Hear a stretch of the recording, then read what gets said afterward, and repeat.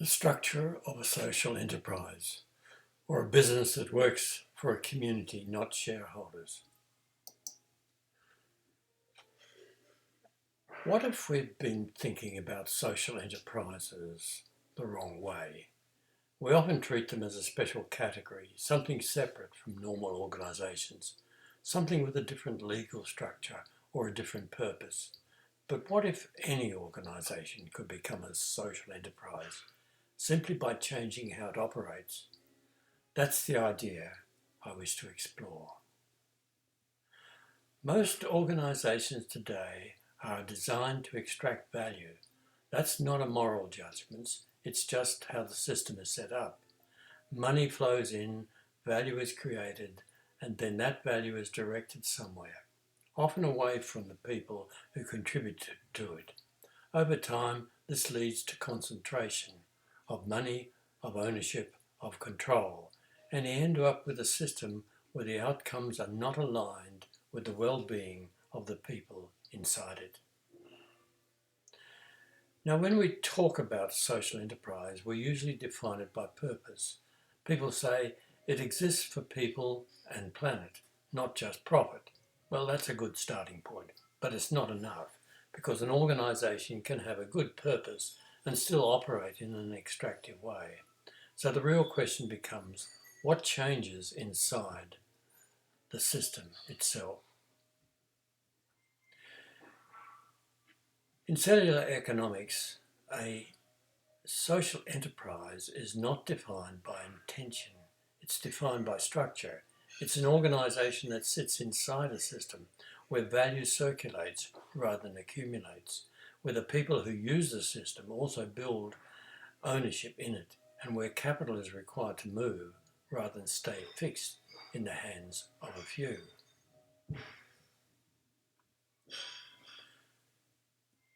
So what actually changes? Well, first, payments are no longer just expenses. They become a way of building ownership.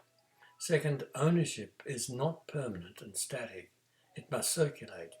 If you hold more than you use, you gradually release it back to others. And third, value is measured differently. We stop focusing only on a financial return and start looking at whether the system is meeting real needs.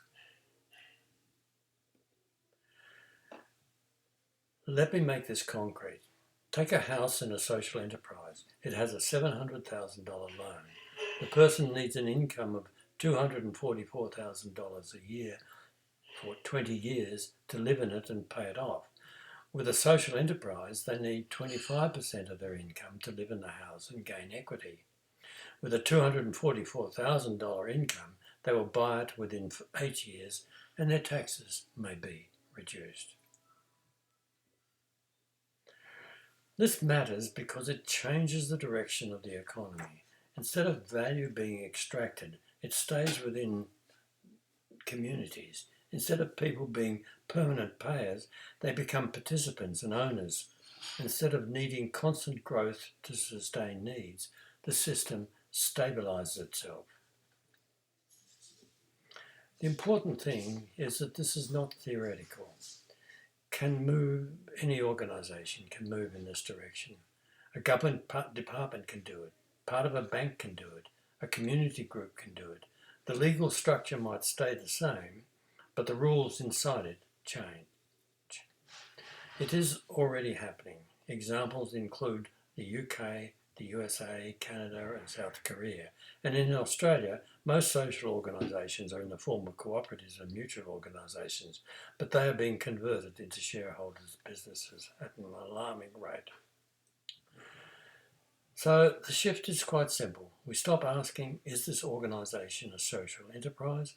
And we start asking, does value circulate or does it extract? If it circulates, it becomes something different.